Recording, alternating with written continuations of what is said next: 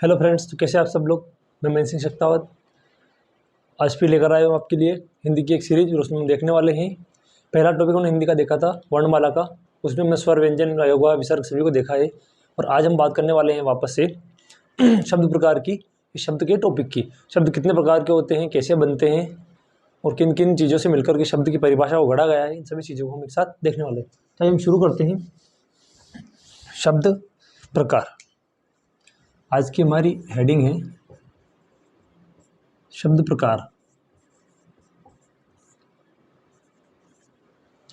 तो हम बात करने वाले हैं सबसे पहले शब्द प्रकार की। मार्कर चेंज कर लेता हूं मैं। तो शब्द की परिभाषा सबसे पहले हम देखेंगे, दो या दो से अधिक सार्थक शब्दों की मेल को शब्द कहते हैं। सार्थक शब्द कैसे? जिन शब्दों का वास्तविक कोई अर्थ निकलता हो उन्हें हम सार्थक शब्द कहेंगे। जिन शब्दों का अच्छा अर्थ निकलता है या सही अर्थ निकलता है उन्हें सार्थक शब्द कहते हैं। जैसे घर, पाठ, ज्ञान, आय। इस प्रकार से जो है दो शब्द से मिलकर के एक सार्थक शब्द का बनना ही हमें शब्द कहलाता है, या दो वर्णों से मिलकर के एक सार्थक शब्द का बनना ही शब्द कहता है। सबसे पहले हम बात करते हैं शब्द की। दो या दो से अधिक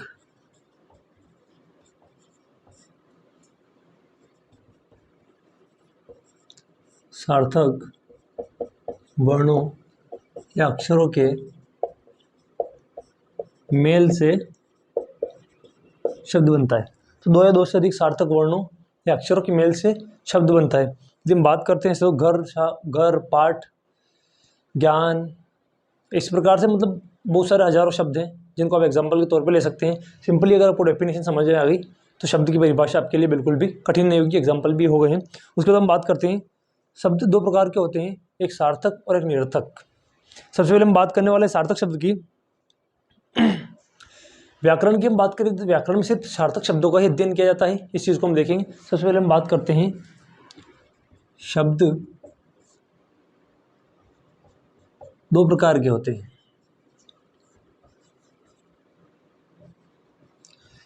ये जो शब्द हम देख रहे हैं दो प्रकार के, ये हम देख रहे हैं वर्गीकरण के आधार पर, उत्पत्ति के आधार पर या प्रयोग के आधार पर हम और बहुत सारे शब्दों के प्रकार देखेंगे। लेकिन वर्गीकरण के आधार पर हम शब्दों को देख रहे हैं, इसमें दो प्रकार के होते हैं, सार्थक और निरर्थक। सबसे पहले हम बात करेंगे सार्थक शब्द।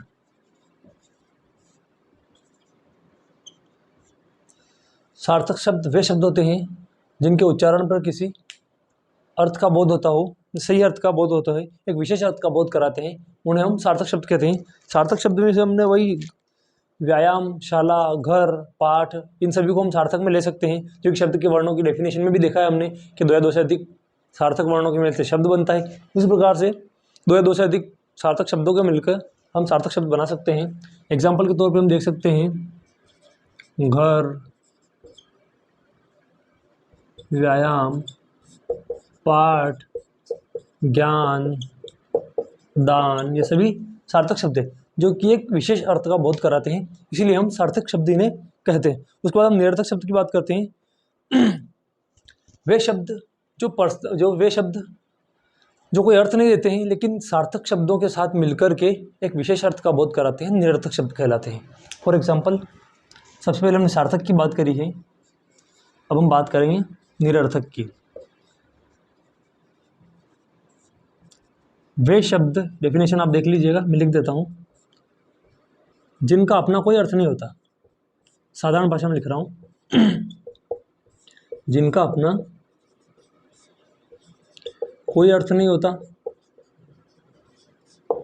परंतु सार्थक या अन्य शब्दों के साथ मिलकर विशेष अर्थ का बोध कराते हैं।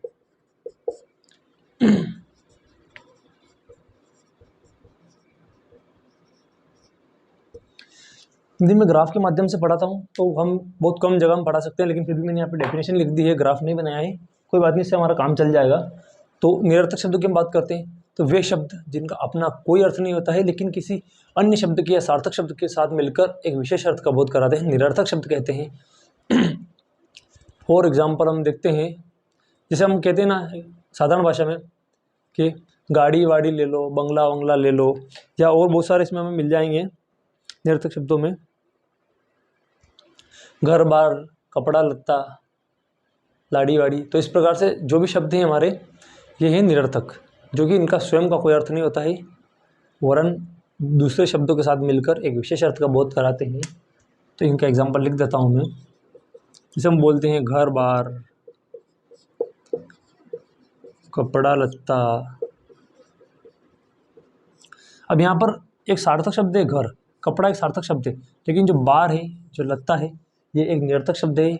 इनका कोई अर्थ नहीं होता है, लेकिन ये सार्थक शब्दों के साथ मिलकर के एक विशेष अर्थ का बोध करा रहे हैं, इसीलिए इन्हें निरर्थक शब्दों की श्रेणी में रखा गया है, क्योंकि ये शब्द जो बनाया हमने इन दोनों से मिलकर के बनाया गया है। तो इस प्रकार शब्द के दो प्रकार हमने देखे हैं, सार्थक और निरर्थक। और आगे हम देखने वाले हैं शब्द वर्गीकरण के आधार पर। वर्गीकरण के आधार पर हम शब्दों को देखेंगे। तो व्युत्पत्ति के आधार पर रूढ़, यौगिक, योग रूढ़, तत्सम, तद्भव, देशज, विदेशज, बहुत सारे शब्दों को, लगभग 8 प्रकार को हम शब्दों के इसमें देखने वाले वर्गीकरण के आधार पर। तो आइए हम शुरू करते हैं कि हम किस प्रकार से इन शब्दों को और आगे देख सकते हैं। सबसे पहले हम बात करेंगे रूढ़ शब्द, वे शब्द। एक मिनट मिटा लेता हूँ, उसके बाद हम बात करते हैं।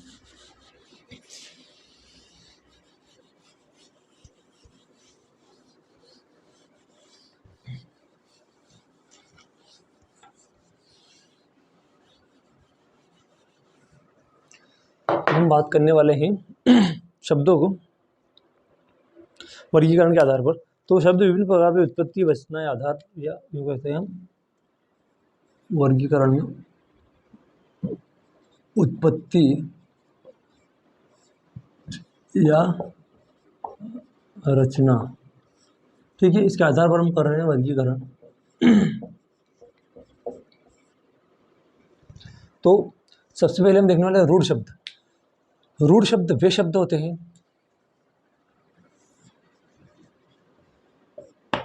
जिन्हें खंड खंड किया या तोड़ा नहीं जा सकता।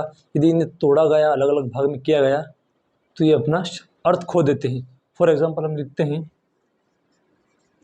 घर।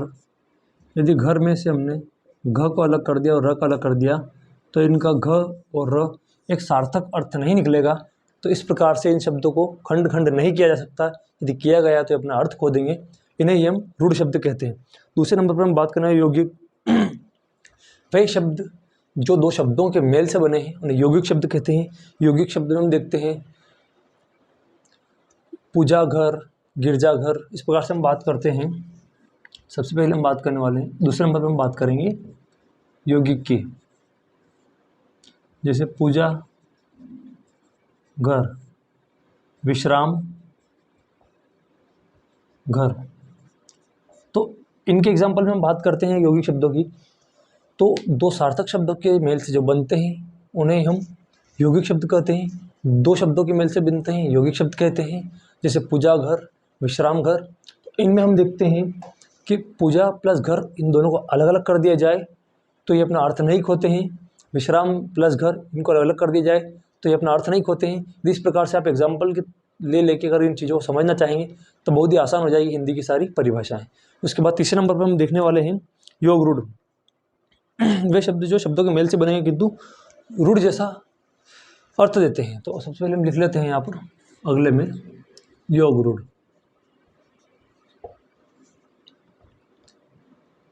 इसका एग्जाम्पल हम यहाँ पर लिखने वाले।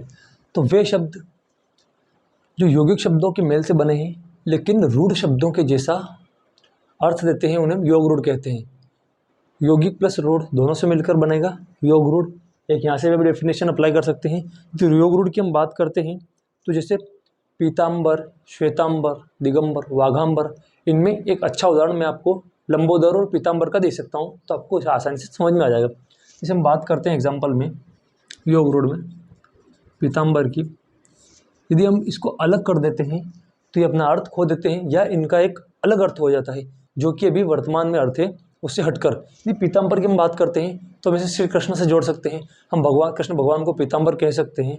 उस प्रकार से हम बात करते हैं। तो दिगंबर जनों के जो आचार्य होते हैं श्वेताम्बर, उनको हम श्वेताम्बर कहते हैं। लेकिन यदि उनको हम अलग अलग कर देते हैं शब्दों को, दोनों को, क्योंकि दो शब्दों के मेल से पीताम्बर बना है, दो शब्दों के मेल से श्वेताम्बर बना है। यदि इनको हम तोड़ के अलग अलग खंड खंड कर देते हैं तो अपना एक अलग अर्थ बना लेते हैं। इस प्रकार से यह यौगिक होते हुए भी रूढ़ का अर्थ देते हैं और इनका नाम पड़ा है योग रूढ़। जैसे हम बात करते हैं पीताम्बर को तुम तोड़ते हैं तो पीत का अर्थ हो जाएगा यहाँ पर पीला, और अंबर का अर्थ आप जानते ही हैं, तो यहाँ पर आसमान हो जाएगा। तो यहाँ पर यदि इनको तोड़ दिया गया तो ये रूढ़ का स्वरूप ले लेते हैं। पीत का अर्थ हो जाएगा पीला और अंबर का अर्थ हो जाएगा आसमान। तो इसका अर्थ हो जाएगा पीला है आसमान, जो कि श्री कृष्ण से बिल्कुल अलग अर्थ हो गया है। यदि पीताम्बर को एक साथ लेते हैं तो इसका अर्थ होता है श्री कृष्ण, जो कि आप सब लोग जानते हैं, और इसी प्रकार से हम इसे योग रूढ़ कहते हैं। तो चौथे नंबर पर हम देखने वाले हैं तत्सम शब्द। तत्सम, तद्भव, देशज, विदेशज, इन सभी के एग्जाम्पल आप बहुत अच्छे से जानते हैं। एक अच्छा सा रिवीजन करने की जरूरत है और सामान्य सी डेफिनेशन आपको अपने हिसाब से बना करके पढ़ने की जरूरत है। तो आइए हम अगले की बात करते हैं तत्सम शब्द की। यदि हम बात करते हैं तत्सम, तो वे शब्द जो संस्कृत से यथावत ये हूबहू ले लिए गए हैं तत्सम शब्द है। या सामान्य सी डेफिनेशन तत्सम की ये होती है कि वे शब्द जो संस्कृत से सीधे ले लिए गए हिंदी वर्णमाला में उन्हें हम तत्सम शब्द कहते हैं। ठीक है, तो सीधे लिए गए हैं हिंदी वर्णमाला में, तो इन्हें हम कहते हैं तत्सम शब्द। तत्सम शब्दों की हम एग्जाम्पल की बात करते हैं तो पितृ, श्रावण, फाल्गुन, ज्येष्ठ, इस प्रकार से जो भाद्रपद, ये जो हैं ये सभी शब्द सीधे संस्कृत के हैं और हिंदी वर्णमाला में शामिल कर लिए गए हैं। यदि हम बात करते हैं, कुछ लिख लीजिए, पितृ, श्रावण, ज्येष्ठ, फाल्गुन। अब ये क्या है? तत्सम शब्द है जो कि संस्कृत से सीधे हिंदी वर्णमाला में शामिल कर लिए गए। मैं एक एक डेफिनेशन को 3-3 बार इसलिए बोल रहा हूँ कि आपको यहीं पर ये चीज़ें याद हो जाए। उसके बाद हम बात करते हैं तद्भव की। हम बात करते हैं आगे तद्भव की हम बात करते हैं तो वे शब्द जो संस्कृत से लिए गए हैं लेकिन उपयोगिता के आधार पर इनके नामों में कुछ परिवर्तन कर दिया गया है, इनके उच्चारण में कुछ परिवर्तन कर दिया गया है, उन्हें हम तद्भव शब्द कहते हैं। तो परिवर्तित होकर भी हिंदी में आए हैं या संस्कृत से परिवर्तित होकर उच्चारण के हिसाब से परिवर्तित होकर हिंदी में आए हैं, तद्भव कहलाते हैं। सिंपल सी बात है। वही वापस हम इन्हीं एग्जाम्पल्स को यहाँ पर रिपीट कर सकते हैं, आपको नया एग्जाम्पल लेने की ज़रूरत ही नहीं पड़ेगी। तद्भव जो कि संस्कृत से उपयोगिता के आधार पर बदले गए हैं। कैसे बदले गए हैं ये मैं आपको बताता हूँ। जैसे पितृ का हमने पिता बना लिया, श्रावण का हमने श्रावण जैसे पितृ है तो पितृ का हमने बना लिया पिता, श्रावण को हम लिखने लगे हिंदी में सावन, ज्येष्ठ को हम जेठ लिखने लगे और फाल्गुन को हम फागुन भी कहीं कहीं देखने को मिलता है। तो इस प्रकार से हम बात करते हैं इन शब्दों की। तो तद्भव शब्द वे शब्द हैं जो संस्कृत से लिए गए हैं, उपयोगिता के आधार पर इनको बदला गया है। पितृ हम संस्कृत में था, हमने पिता कर लिया, श्रावण था तो हमने सावन लिख दिया। इस प्रकार से बहुत सारे शब्द हैं, हजारों शब्दों को आप अपने उदाहरण के साथ जोड़िए और देखिए किस प्रकार शब्दों के वर्गीकरण आपके लिए आसान से आसान होता जाता है। इसके बाद हम बात करने वाले हैं देशज और विदेशज की और संकर शब्द की। यदि हम देशज शब्द की हम बात करते हैं तो सबसे पहले हम बात करेंगे अब देशज की।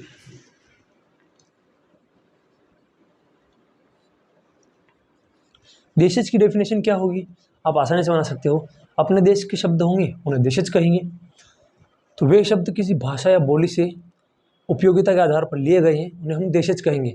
फॉर एग्जाम्पल अवधी भाषा है या ब्रज भाषा है या ये एक समय में बोली हुआ करती बहुत छोटे लेवल पे, लेकिन इन अवधी, ब्रज, राजस्थानी ऐसी भाषाएं हैं, इनमें धीरे धीरे विद्वान कवि हुए, लेखक हुए, उन्होंने इनको प्रचारित किया या इन भाषाओं में ग्रंथों की रचना उन्होंने शुरू कर दी इन बोलियों में, और ये बोलियां धीरे धीरे उपभाषा बन गई और उपभाषा बनने के बाद इनका जो शब्द है इनके कुछ वो व्यापक रूप से प्रयोग में लाए जाने लगे। और इसी प्रकार से हम इनको देख सकते हैं। तो देशज मतलब अपने देश के, और देशज के हम देखते हैं वही लोटा, रोटी, खाट, चूल्हा, जो कि हम सामान्य हिंदी में कहीं कहीं खाट का प्रयोग कर लेते हैं, लोटा का प्रयोग कर लेते हैं, रोटी का कर लेते हैं, चूल्हे का कर लेते हैं, जो कि ये बोलियों के शब्द हैं। इनके एग्जाम्पल में हम देखते हैं तो लोटा, रोटी, चूल्हा, अभी बहुत सारी बोलियां हैं जो उपभाषा बन गई हैं और बड़े लेवल पे काम करती है। अगर यदि आप अपनी उपभाषा को जानते हैं तो वहीं से एग्जाम्पल को लीजिए। जैसे हमारे उधर मालवा में खाट को कहीं कहीं माचो भी कहते हैं। तो इस प्रकार से अपने लेवल पे आप अगर देखते हैं और एग्जाम्पल को जोड़ते हैं तो बेहतर तरीके से आप चीज़ों को याद कर पाएंगे। विदेशज वे शब्द जो अत्यधिक उपयोगिता के आधार पर किसी विदेशी डिक्शनरी से लेकर के हिंदी भाषा में शामिल कर लिए गए हैं, विदेशज कहलाएंगे। विदेशज की हम बात करते हैं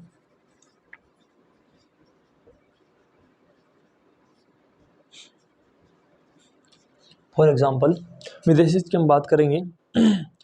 आवश्यकता कारण हिंदी में समा गई, मैंने वही दी है डेफिनेशन। इसमें हम देखते हैं इमारत, अलमारी, हाजिर, स्टेशन, टेबल, पेन, ये सभी विदेशी शब्द ही हैं।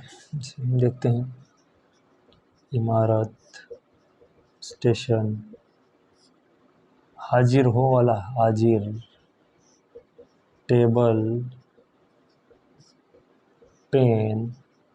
अब ये जो विदेशी शब्द हैं इनका प्रयोग हम निरंतर करते आ रहे हैं और हमें कहीं भी ऐसा महसूस नहीं होता है कि ये शब्द अपने नहीं, लेकिन ये विदेशी शब्द हैं। अत्यधिक उपयोगिता के कारण हिंदी की डिक्शनरी में इनको ले लिया गया है, या यूँ कहें कि भारतीय भाषाओं में इनको शामिल कर लिया गया है और इसी प्रकार हम इनका निरंतर उपयोग करते जा रहे हैं और हमें बिल्कुल भी नहीं लगता है कि ये शब्द विदेशज है। तो विदेशज हो गए। अब हमारा आता है संकर शब्द। अब यदि हम देखते हैं संकर,